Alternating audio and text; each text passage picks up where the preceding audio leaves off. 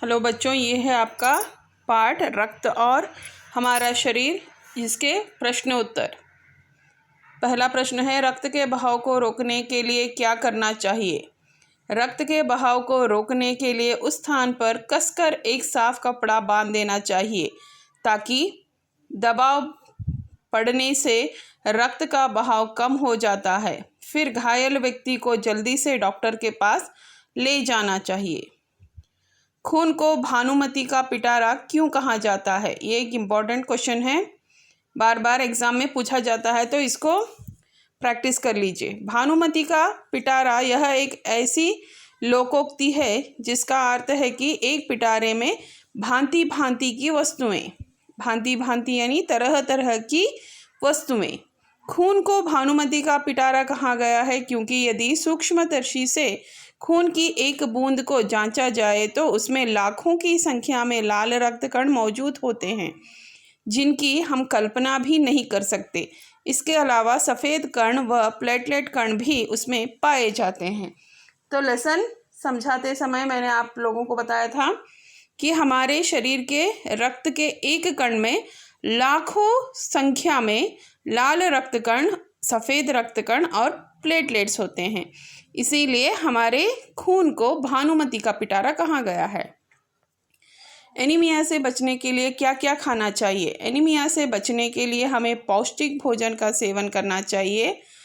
मसलन यानी उदाहरण, हरी सब्जी, फल, दूध, अंडा और मांस का प्रयोग करना चाहिए। इनमें प्रोटीन, लौह तत्व और विटामिन काफ़ी मात्रा में मिलते हैं। ये रक्त के निर्माण में सहायक होते हैं जिससे एनीमिया रोग का खतरा टल जाता है।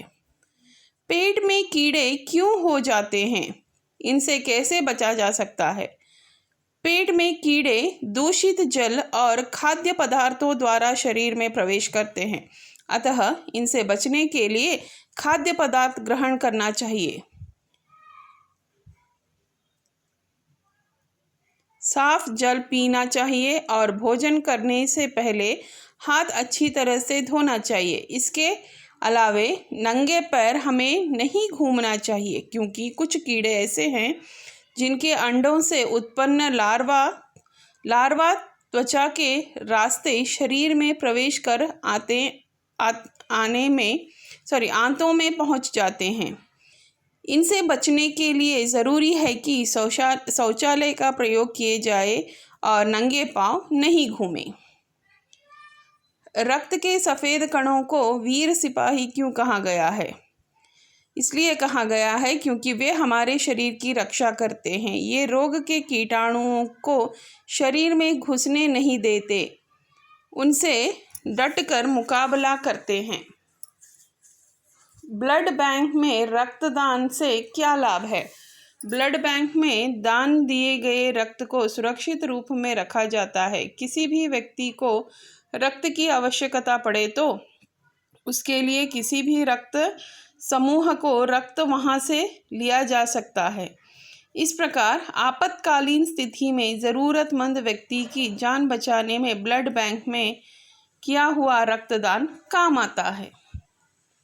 7वां वाला देखिए, सांस लेने पर शुद्ध वायु से जो ऑक्सीजन प्राप्त होती है उसे शरीर के हर हिस्से में कौन पहुंचाता है? तो यहाँ पर 4 शब्द दिए गए हैं, उनमें से कौन सा अंग ये काम करता है? सांस लेने में शुद्ध वायु से ऑक्सीजन प्राप्त होती है, उसे शरीर तक पहुंचाने का काम लाल रक्त कण करते हैं। उसके बाद देखिए पाठ से आगे, रक्त में हीमोग्लोबिन के लिए किस खनिज की आवश्यकता होती है?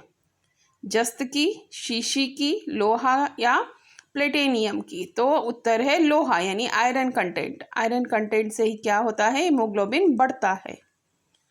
उसके बाद बिंबाणु, प्लेटलेट कण की कमी किस बीमारी में पाई जाती है? तो मैंने आप लोगों को पाठ समझाते समय प्रतिभा का उदाहरण देते हुए बताया था कि शरीर में वाइट ब्लड सेल्स या प्लेटलेट्स की कमी होने की वजह से कौन सा रोग हो जाता है? डेंगू रोग हो जाता है।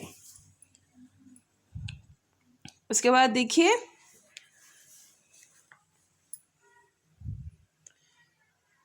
4 महीने के होते होते ये नष्ट हो जाते हैं। इस वाक्य को ध्यान से पढ़िए। इस वाक्य में होते होते के प्रयोग से यह बताया गया है कि 4 महीने से पूर्व ही ये नष्ट हो जाते हैं। इस तरह के 5 वाक्य बनाइए जिनमें इन शब्दों का प्रयोग हो। तो वो कौन कौन से हैं? बनते बनते, पहुँचते पहुँचते, लेते लेते, करते करते।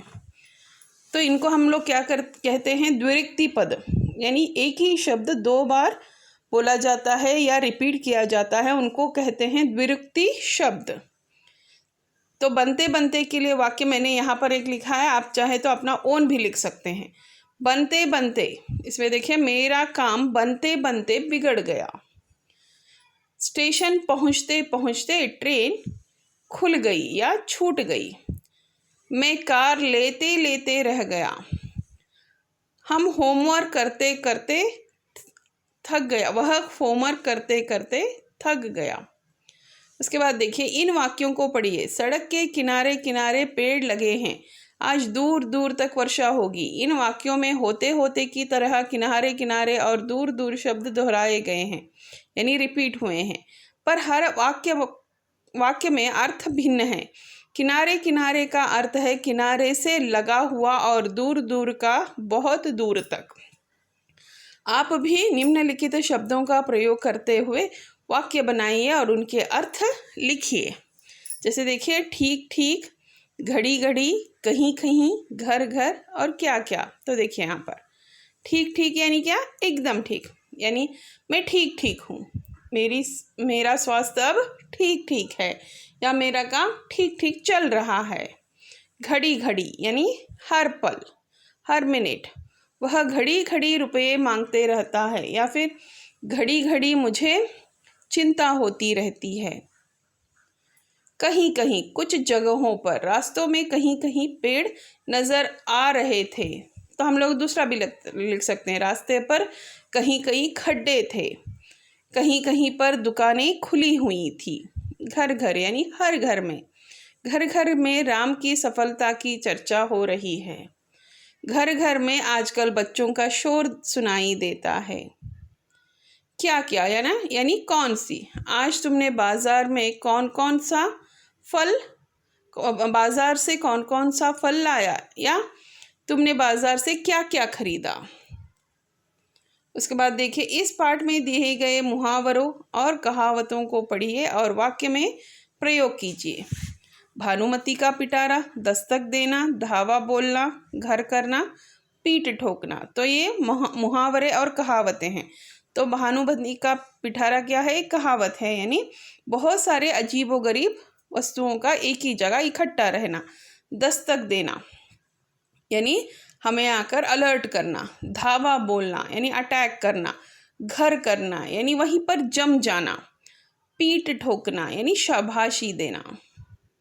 तो मैंने यहाँ पर उनके वाक्य दिए हैं, तो इनको पढ़ते हुए उनका अर्थ समझिए और आप दूसरा वाक्य बनाइए। यही वाक्य आप नहीं बनाएंगे। तो मैंने सिर्फ आपके रेफरेंस के लिए ये वाक्य दिए हैं। आप क्या करेंगे? खुद अपने ओन सेंटेंस फॉर्म करके लिखेंगे। मैंने यहाँ पर वाक्य इसीलिए दिए हैं क्योंकि आपको मुहावरे और कहावतें समझ जाए। तो ये सभी आप लिखेंगे।